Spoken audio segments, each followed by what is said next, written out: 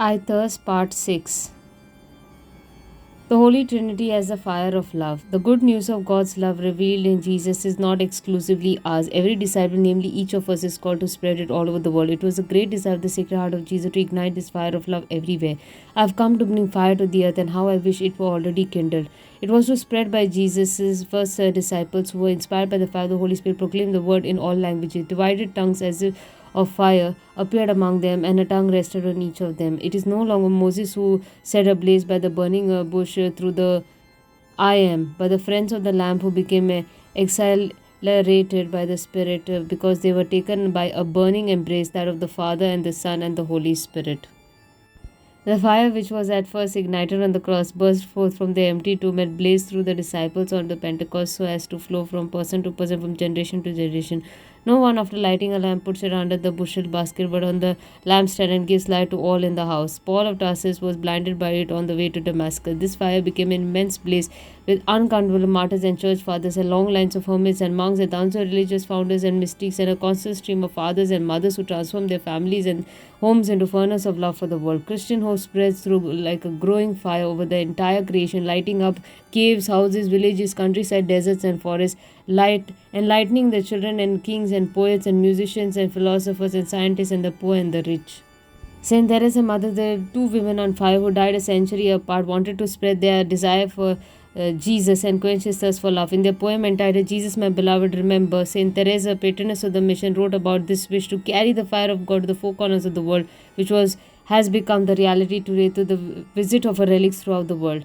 One weak spark, O mystery of life, is enough to light a huge of fire. What that I want, O my God, to carry your fire far and wide, remember. The lever of prayer. Mother Teresa, a woman of great desire, lived her life in prayer and adoration. In her echoed the biblical work, let everyone who is thirsty come. Let anyone who wishes take the water of life as a gift. She herself drew from the living water, especially in the evening with her sisters during their hour of Eucharistic adoration. Blessed Teresa reflected, every evening when we return from our work, we come together in our chapel for an hour of continuous adoration. In the stillness of the moment of the setting sun, we find peace in the presence of Christ. This hour of intimacy with Jesus is crucial. I saw a great transformation accomplished in our congregation ever since the day we established the practice of daily adoration.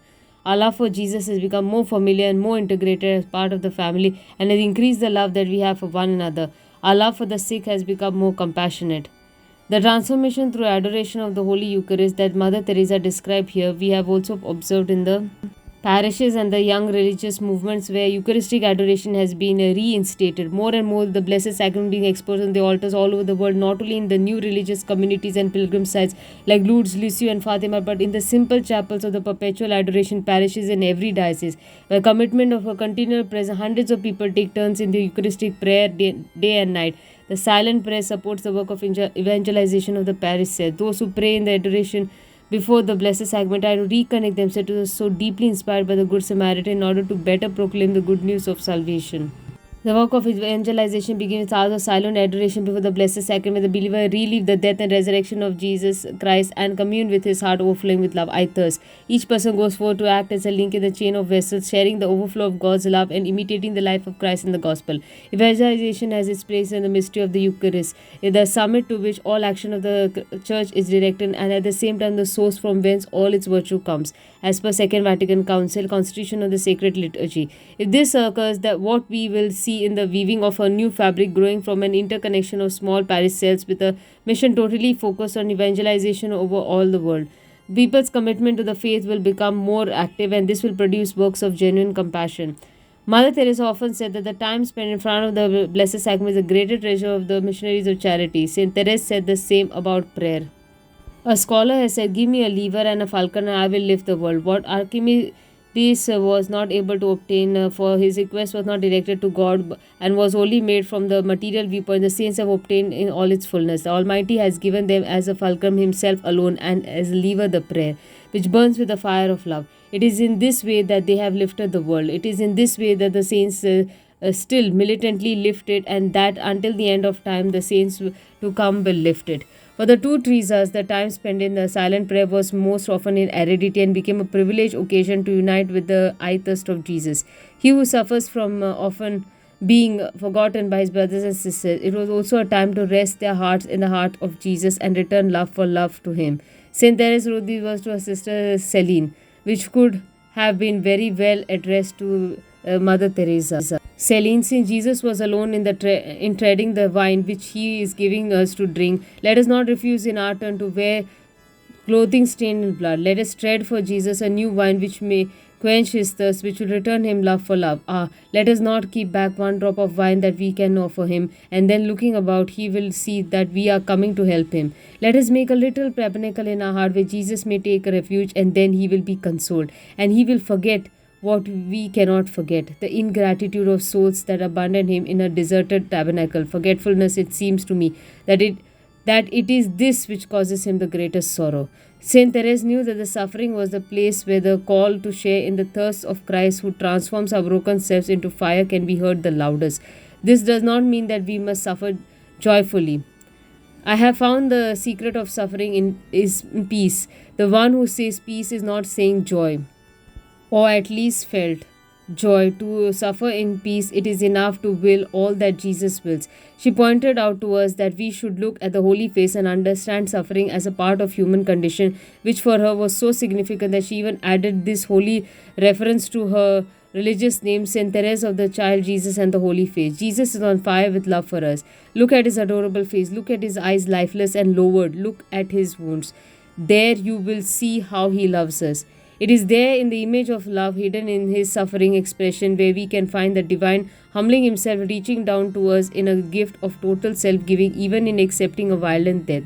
By his death on the cross, he revealed the secret of his heart, which he offers to us in the sacred wounds of his resurrected body. The prisoner of love. During the hours of adoration in the chapel, Saint Therese and Mother Teresa wanted to console Jesus and redouble their efforts in their own dark nights of spiritual struggle. It seemed challenging for us to understand that, especially in those times of inner darkness, that Jesus, being our prisoner within us, communicates through most profoundly his thirst for souls. Give me to drink at the inner well of their own desert, where they experience total feeling of aridity. They trust themselves in the depths of Jesus' heart and united with him. Then, receiving the hidden God and fortified by his overflowing love, they immediately gave him to those in greatest need and most suffering in Carmel and in Calcutta.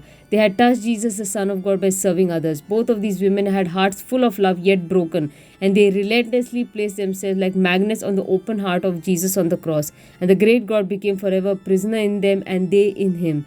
Day and night, rooted in him forever for his joy, for theirs and ours. How great must a soul be to contain a God. Saint Therese, in her poem The Canticle of Sister Marie of the Trinity and of the Holy Face, expresses the most intimate relationship between Jesus and us and the image of the prisoner of love. You, the great God whom all heaven adores, you live in me, my prisoner, night and day. Constantly your sweet voice implores me. You repeat, I thirst for love.